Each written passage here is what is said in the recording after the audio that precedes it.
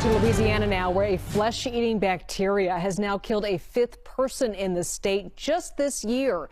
The bacteria live in coastal waters and can infect people through open wounds or when a person eats raw or undercooked seafood. And with the number of cases and deaths higher than usual, health officials are warning residents to take precautions. Let's bring in CBS News reporter Katie Weiss, who's live for us in New Orleans. Katie, what do we know about this unusual rise in cases so far this year, and how are people really contracting this dangerous bacteria? Sure, Liz. Good evening. It's really a serious problem here on the Gulf Coast, especially this year more than previous years. So far, the Louisiana Department of Public Health says that there have now been 26 documented cases just this summer here on the Louisiana Gulf Coast, and 5 people have died as a result of this Vibrio bacteria that is known as a flesh-eating bacteria. You can get it more often in the summer months by going into the water with an open wound or a cut, in especially water that may be contaminated with this bacteria. And it happens more often in the summer months because it's warmer and the water has a better, opportunity for the bacteria to grow and thrive. You can also, as you mentioned, you can get it by eating raw or undercooked seafood that might be contaminated by the Vibrio bacteria as well. While the majority of the cases here in Louisiana are a result of people going into contaminated water, still we know that 2 people have actually died as a result of eating contaminated seafood. So definitely something to keep an eye out on. Now, people who are immunocompromised really are the most at risk. So if you're taking certain medications, that can make you more immunocompromised. If you're undergoing certain treatments, if you have certain diseases like cancer, diabetes, HIV, things of that nature, those are things that you need to, be cognizant of, especially during these warmer summer months all the way through to October. Now, also in southern Alabama, so far there have been 10 documented cases, and in Mississippi, 3 documented cases. 1 man has even died there.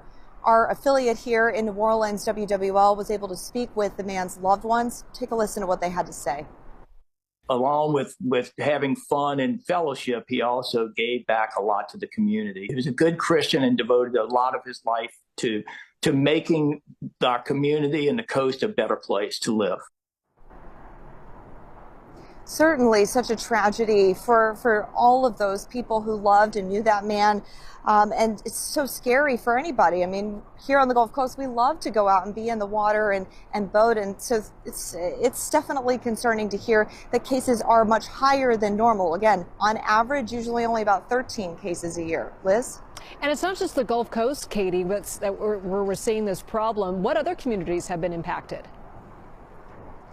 Absolutely. All the way from down south in Miami and the Keys, all up the eastern coast as far north as Massachusetts. Even some oyster beds have been closed as a result of Vibrio this year. So it's certainly an issue. Here's what an infectious disease doctor from LSU had to say about that. And it's not just a Gulf coastal phenomenon any longer. Global warming is moving infections with Vibrio vulnificus up the East Coast. Cases are being reported in Connecticut, New York, much less in the Chesapeake Bay. And some signs and symptoms that you might want to watch out for: watery diarrhea, stomach cramps, nausea, vomiting, and also look for redness and swelling, warmth on your skin if you've been in water that you think might have been contaminated. And again, if you're immunocompromised, be extra careful, at least through October, because that's when Vibrio tends to be more prolific. Liz? Katie Weiss. There is deadly disease in white-tailed deer in Pennsylvania. It's called epizootic hemorrhagic disease, or EHD. It is spread to deer when they're bitten by infected tiny flies people call no-see-ums. The virus has been detected in Erie, Butler, Lawrence, and Mercer counties. Test results are pending in southwestern and southeastern Pennsylvania. EHD is often, but not always, deadly. It's a bit unpredictable, and that's one of the reasons that we ask the public to help out and to report dead deer to us when there are multiple deer found in the same spot. Deer that are infected with EHD often do die near water. So Deer usually show signs of sickness about a week after infection, then die relatively quickly. Visible things to look out for include swelling of the face or neck in the deer and excess saliva. This is not transmittable to humans. The Michigan Department of Natural Resources confirming tonight the year's first case of epizootic hemorrhagic disease. Cases have now been found in white-tailed deer in the wild in 4 counties: Eaton, Jackson, Van Buren, and Washtenaw. EHD is a viral disease known to affect white-tailed deer. The DNR says deer can't transmit the disease to others, and there's no evidence that humans, pets, or other Michigan wildlife can contract it. If you suspect the deer has contracted or died from EHD, the DNR does encourage you to submit a report through the agency's Eyes in the Field system. The DNR says cases of EHD typically pop up late in the summer and early fall. In your health news, you may be hearing this term more. It's called nightmare bacteria, and doctors say cases have shot up across the country. A CDC study now showing that there has been an increase in those infections. DC News Now's Liberty Simmons talks to the author of that study and tells us what to watch out for. Super scary.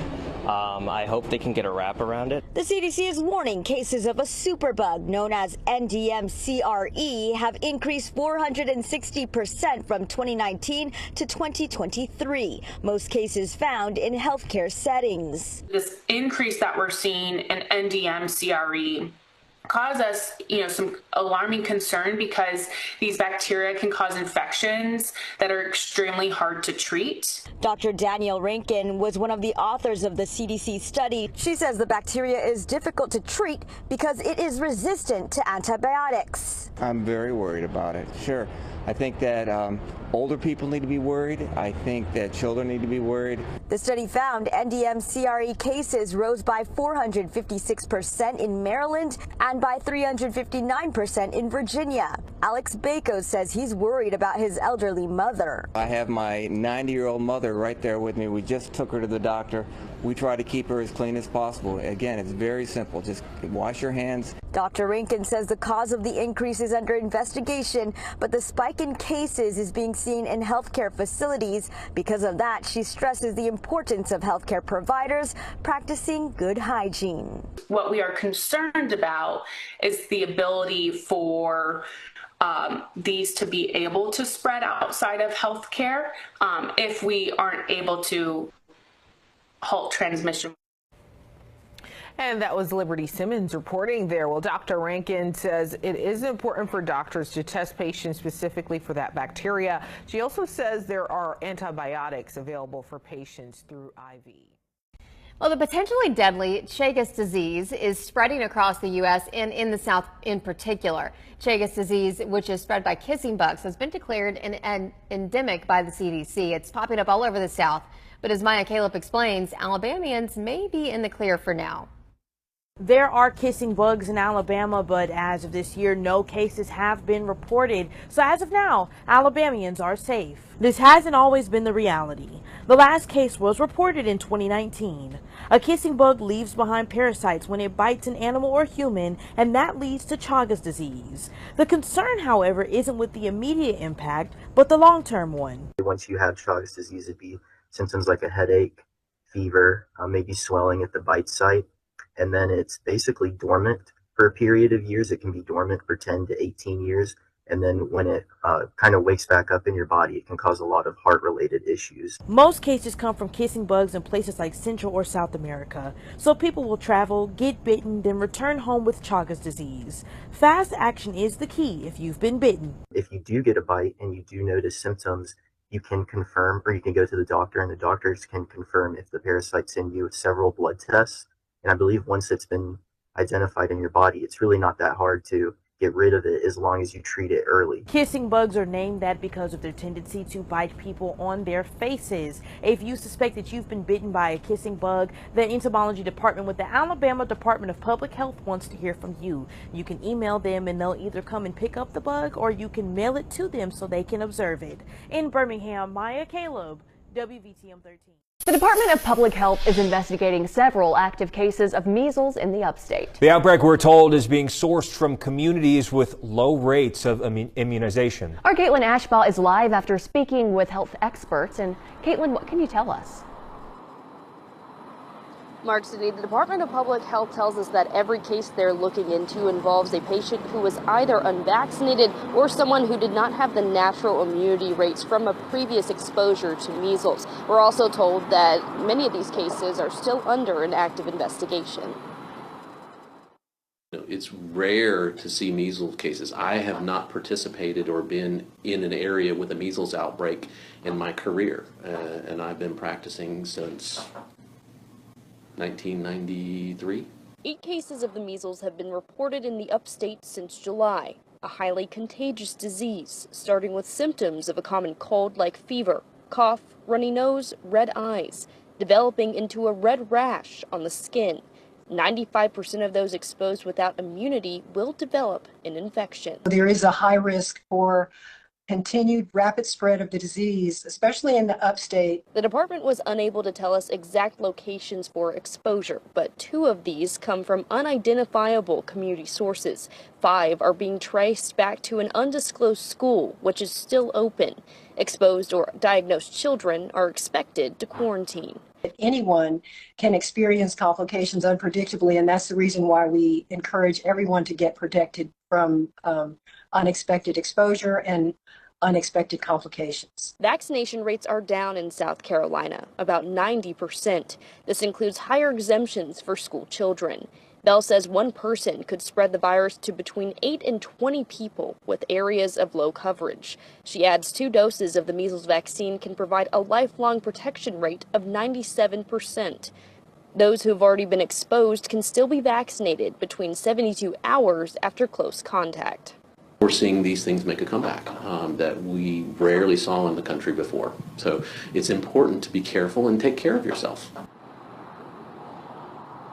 Medical professionals and doctors' offices in our area, they're asking people to make them aware in advance if they think they might have been exposed or might have been diagnosed with the measles, so that when they receive care, they can do so in quarantine. They're also saying that if you're someone who's immunocompromised, pregnant, or if you're around young children, you should take extra precautions at this time to make sure that you're helping to prevent the spread of this disease. Reporting in Greenville, Caitlin Ashbaugh, WYFF News 4. Outbreak linked to pasta products sold at Trader Joe's and Walmart has left at least 4 people dead and over a dozen people sick. This is so awful. Yeah. It's like, what can you eat these days? The affected items include Trader Joe's Cajun-style blackened chicken breast fettuccine Alfredo and Walmart's market-side linguine with beef meatballs and marinara sauce.